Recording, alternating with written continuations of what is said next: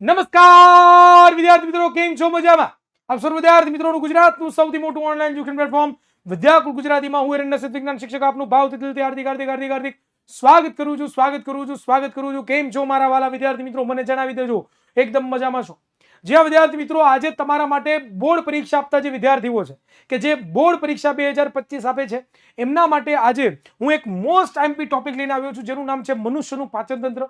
અને આ મનુષ્યના પાચન તંત્રના ટોપિકમાંથી દર વખતે એક સવાલ પૂછાય છે. બરોબર દીકરાઓ, આ મોસ્ટ આઈએમપી સવાલ છે. દર વખતે આની અંદરથી કાં તો આકૃતિ પૂછાય, કાં તો આકૃતિ પરથી તમને લોકોને એક્સ અને વાય અને ઝેડ એવા નામ પૂછે, ત્યાર પછી અથવા તો કોઈ પણ બે અંગો વિશે સમજાવવાનું પૂછે. તો દીકરાઓ આની અંદરથી દર વર્ષે મનુષ્યનો પાચન તંત્ર ઉપર એક સવાલ આવતો હોય છે. અને આ વર્ષે બોર્ડ 2025ની જે પરીક્ષા છે એની અંદર પણ પરીક્ષામાં સવાલ પૂછાવાનો છે.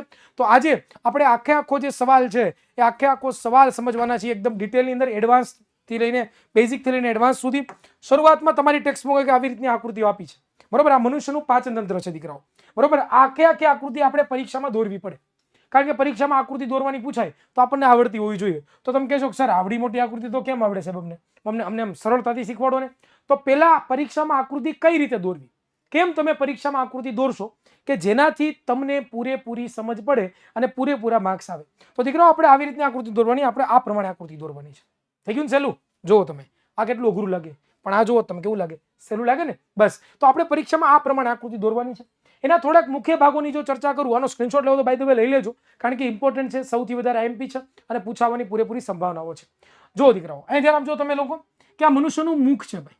બરોબર, આ જે નળી જેવો ભાગ દેખાય એ મનુષ્યનું મુખ છે. બરોબર, ત્યાર પછી તમે જોવા જાઓ તો આ જે નળી જેવો ભાગ દેખાય તમને લોકોને, આ નળી જેવો, એને આપણે અન્નનળી કહેતા હોઈએ છીએ. ત્યાર પછી અન્નનળી જે ભાગમાં જાય આ ભાગને આપણે કહેતા હોઈએ છીએ જઠર. બરોબર, ત્યાર પછી દીકરાઓ જઠરમાંથી નાનું આંતરડું, ત્યાર પછી આને મોટું આંતરડું કહેવાય. ત્યાર પછી આ જઠરની બાજુમાં તમને જે ગ્રંથિ દેખાય છે એને આપણે યકૃત કહેતા હોઈએ છીએ. યકૃતની અંદર તમને જે વ્હાઇટ કલરનો ભાગ દેખાય ને પિત્તાશય કહેતા હોઈએ છીએ. આ જે તમને વળાંકવાળો જે ભાગ દેખાય એને આપણે નાનું આંતરડું કહેતા હોઈએ છીએ. બરોબર, એની ફરતે કોર તમને જે દેખાય એ મોટું આંતરડું છે દીકરાઓ. બરોબર, ત્યાર પછી અહીંયા જે નાનકડો તમને ભાગ દેખાય છે એને આપણે મળાશય કહેતા હોઈએ છીએ. અને નીચેનો જે ભાગ છે એને આપણે મળદ્વાર કહેતા હોઈએ છીએ. ટોટલ આટલા ભાગો છે. બીજું અહીંયા પણ તમને કેના જેવું મરચા આકારનું દીકરાઓ તમને જોવા મળે છે. બરોબર, એ શું છે તો કે સ્વાદુપિંડ છે. તો ટોટલ એના આટલા ભાગો છે. તમે પરીક્ષામાં આ પ્રમાણે આકૃતિ દોરવાના છો. હવે આખી થિયરી કઈ રીતે તમને પૂછાય, સવાલો કઈ રીતે પૂછાય થોડીક ચર્ચા કરું. આમ તો તમને ડિટેલમાં બધા અંગો વિશે સમજાવવાનો જ છું, એમાં કે તમારે કે જવાની બિલકુલ જરૂરિયાત નથી. પણ હું તમને શીખવાડવા એ માંગુ છું, તમને કહેવા એ માંગુ છું દીકરાઓ કે તમને પરીક્ષામાં કઈ રીતના સવાલ પૂછાય. જો પહેલા તો તમને ખાલી ફક્ત આકૃતિ દોરે એવું પૂછાય. જો સમજો ભાઈ, સમજો કેવી રીતે સવાલ પૂછાઈ શકે. તો કે પહેલા તો ખાલી તમને આકૃતિ પૂછાઈ શકે. શું પૂછાઈ શકે તો કે આકૃતિ દોરો. ખાલી તમને આકૃતિ દોરવાનું પૂછાય, અથવા તો તમને આકૃતિ આપેલી છે, તમને આકૃતિ આપેલી છે. બરોબર, અને આકૃતિ પરથી એ આકૃતિની ઉપર આ જે એરાઓ તમે જુઓ છો, બરોબર, જેમ કે અહીંયા આ જઠરની જગ્યાએ તમને એક્સ આપી દે, બરોબર, મોટું આંતરડું છે એની જગ્યાએ તમને વાય આપી દે. આકૃતિ સેમ ટુ સેમ. બરોબર, અહીંયા યકૃતની જગ્યાએ તમને લોકોને ઝેડ આપી દે અને તમને કહે કે ભાઈ આકૃતિમાં એક્સ વાય અને ઝેડ દર્શાવો, એના નામ દર્શાવો અથવા તેનું કાર્ય દર્શાવો. આ રીતનો સવાલ આવી શકે. અથવા તો તમને એમ પૂછે કે આકૃતિ દોરો અને આકૃતિની સાથે સાથે કોઈ પણ બે ભાગ વિશે સમજાવો. આવી રીતનો સવાલ. આવી રીતનો સવાલ. આમાંથી કોઈ પણ રીતે તમને સવાલ પૂછાય તો તમને આવડતો હોવો જોઈએ. ક્લિયર થઈ ગયું કઈ રીતનો સવાલ પૂછાય. હવે હું તમને લોકોને આકૃતિ તમને કેમ દોરવી તમને ખબર પડી ગયા. સ્ક્રીનશોટ લેવો તો લઈ લેજો. આખા બધા મુખ્ય મુદ્દાઓ વિશે ચર્ચાઓ કરીએ કે ભાઈ મુખનું કામ શું, અન્નળીનું કામ શું, જઠરનું કામ શું, યકૃતનું કામ શું, પિત્તાશયનું કામ શું, નાનો આંતરડાનું કામ શું, મોટા આંતરડાનું કામ શું, યકૃતનું કામ શું. આ બધી ચર્ચા હવે આપણે કરવાની છે. બરોબર, તો પહેલા આનો એક સ્ક્રીનશોટ લઈ લો. આઈડિયા એવો કેવા સવાલો પૂછાય. રેડી, હવે આપણે એના મુખ્ય મુદ્દાઓની આપણે ચર્ચા કરી દીકરાઓ. તો પહેલા તો મનુષ્યના પાચન તંત્રના મુખ્ય ભાગોની જો ચર્ચા કરવામાં આવે તો કોણ કોણ છે? મુખ છે, અન્નળી છે, જઠર છે, નાનું આંતરડું છે, મોટું આંતરડું છે, મળાશય છે અને મળદ્વાર છે. બરોબર, એટલા એના ભાગો છે. એની સાથે સાથે સહાયક ગ્રંથિઓ પણ છે કે જે પાચન તંત્રમાં સહાય કરે છે. તો સહાયક ગ્રંથિ કોણ કોણ હોઈ શકે દીકરાઓ? તો કે સ્વાદુપિંડ છે, યકૃત છે, આંતરગ્રંથિ છે અને લાળ ગ્રંથિ છે. હવે આ સહાયક ગ્રંથિ એટલી વસ્તુ તમે લખી નાખી. હવે તમારે શું કરવાનું તો કે હવે તમારે જોવાનું છે મુખ વિશે સમજાવવાનું. કોના વિશે સમજાવવાનું છે? મુખ વિશે. તો મુખ વિશે તમને સમજાવું દીકરાઓ તો પહેલા મુખમાં કેટલા ભાગો હોય એની વાત કરી લઈએ. દાંત હોય, જીભ હોય ને લાળ ગ્રંથિ હોય. હવે તમને એમ પૂછું કે ભાઈ દાંતનું કામ શું, તો તમે શું કહેશો કે દાંતનું કામ સર ચાવવાનું. તો લખી નાખો દાંતનું કામ ચાવવાનું છે. ખોરાકના મોટા ટુકડાને નાના ટુકડામાં કરવાનું કામ છે. આટલું યાદ રહે. આ તમારી રીતે તમારી ભાષામાં તમે લખી શકો. ત્યાર પછી જીભ. તો જીભનું કામ શું નથી, તારી જીભ બહુ બબડે છે હમણાં, બધું હારું જ માંગે છે. તો આપણે એનું કહેતા હોય છે મારી જીભ બહુ સ્વાદિષ્ટ. જીભથી સ્વાદ પારખવાનું કામ કરે. શું કામ કરે? જીભ છે એ સ્વાદ પારખવાનું કામ કરે. તમે લખી શકીએ કે જીભ છે એ સ્વાદ પારખવાનું કામ કરે છે. બીજું કામ શું છે કે દીકરાઓ અહીંયા તમે જુઓ ત્રીજો એક ભાગ તમને દેખાડ્યો છે મોઢાનો, એને લાળ ગ્રંથિ કહેવાય. આ જે લાળ ગ્રંથિ છે એ લાળ રસ ઉત્પન્ન કરે. એ લાળ રસ છે એ ખોરાકનું પાચન કરવામાં ઘણો બધો મદદરૂપ થતો હોય છે. બરોબર, કારણ કે એમાં એમાઇલેજ નામનું ઉત્સેચક હોય. કયો ઉત્સેચક આવેલો હોય? કયો ઉત્સેચક છે એમાં? તો કે એમાં એમાઇલેઝ. આ એમાઇલેઝ નામનું ઉત્સેચક છે કે જે પોતે શું કરે છે તો કે ખોરાકમાં રહેલી જે સ્ટાર્ચ છે, જટિલ કાર્બોદિત છે, એનું સરળ શર્કરામાં એટલે કે માલ્ટોઝમાં પોતે રૂપાંતર કરવાનું કામકાજ કરે છે. બરોબર, તો આ મુદ્દો ખાસ ઇમ્પોર્ટન્ટ છે, જાણવા જેવો છે. તો ઈ લાળ રસ જે ઉત્પન્ન થાય એને ખોરાક સાથે ભેળવવાનું કામ કોણ કરે તો કે આ જીભ કરે. તો જીભના બે કામ. લાળ ગ્રંથિ દ્વારા જે લાળ રસ ઉત્પન્ન થાય છે એને જીભમાં ભેળવવાનું કામ કરે. અને લાળ ગ્રંથિનું કામ શું તો કે લાળ રસ ઉત્પન્ન કરવાનું કામ કરે. યાદ રાખજો લાળ ગ્રંથિ શું ઉત્પન્ન કરે છે તો કે લાળ રસ. આ જે લાળ રસ ઉત્પન્ન કરે છે એ લાળ રસ જે છે એમાં એમાઇલેજ નામનો ઉત્સેચક હોય. બરોબર, એક કેમિકલ હોય. એ શું કરે? ખોરાકમાં રહેલો જે સ્ટાર્ચ છે એનું શેમાં રૂપાંતર કરે? માલ્ટોઝમાં રૂપાંતર કરવાનું કામ કરે. અહીંયા તમારું મુખનું પાચન પૂરું. પછી આવે છે અન્નળી. તો અન્નળીનું કામ શું તો કે મોઢામાં જે રહેલો ખોરાક છે એને જઠર સુધી લઈ જવાનું કામ કરે. બરોબર, એક એવી નળી કે જે મુખમાં રહેલા ખોરાકને જઠર સુધી લઈ જવાનું કામ કરે. તો આપણે આમાં આટલું જ લખવાનું છે. ત્યાર પછી આવે છે દીકરાઓ જઠર. જઠરમાં જ્યારે ખોરાક જાય તો જઠરની જે દિવાલ છે, જઠરની જે દિવાલ હોય, જઠરની સાઈડનો જે ભાગ હોય, ત્યાં જઠર ગ્રંથિ આવેલી હોય. શું આવેલું હોય? જઠર ગ્રંથિ. આ જે જઠર ગ્રંથિ છે દીકરાઓ એ પોતે જઠર રસ ઉત્પન્ન કરે. શું ઉત્પન્ન કરે? જઠર રસ ઉત્પન્ન કરે. આ જઠર રસ છે એમાં HCl, પેપ્સિન અને શ્લેષ્મ આ ત્રણ વસ્તુ આવેલી હોય. HCl, પેપ્સિન અને શ્લેષ્મ.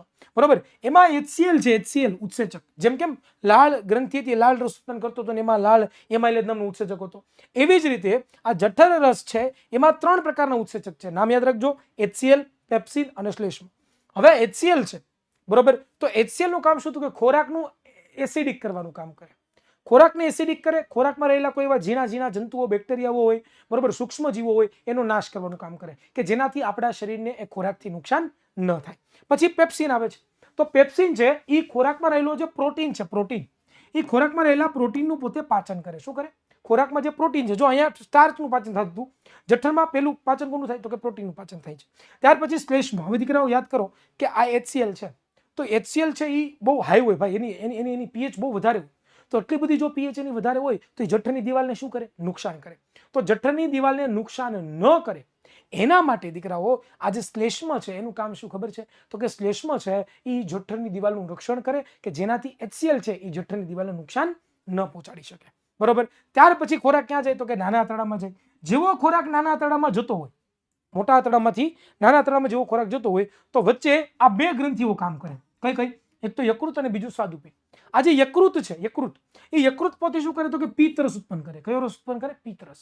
અને પિત્ત રસ છે એ જે જઠરમાંથી નીકળેલો જે ખોરાક છે કે જે એસિડિક છે એને બેઝિક કરવાનું કામ કરે. એ બેઝિક કરવાનો મતલબ થાય આલ્કલી કરવાનું કામ કરે. બીજી વસ્તુ કે આ પિત્ત રસ છે એ ખોરાકમાં રહેલા જે ચરબીના કણો છે, મોટા ચરબીના જે ગોલકો છે એને નાના ગોલકોની અંદર રૂપાંતર કરવાનું કામ પણ કોણ કરે છે દીકરાઓ તો કે આ પિત્ત રસ કરતો હોય છે. જે આ ચરબીના જે મોટા ગોલકો છે એનું નાના ગોલકોમાં રૂપાંતર કરવાનું જે કામકાજ છે, આ જે પ્રક્રિયા છે એને શું કહેવાય? તેલોદીકરણની પ્રક્રિયા કહેવાય. કઈ પ્રક્રિયા કહેવાય?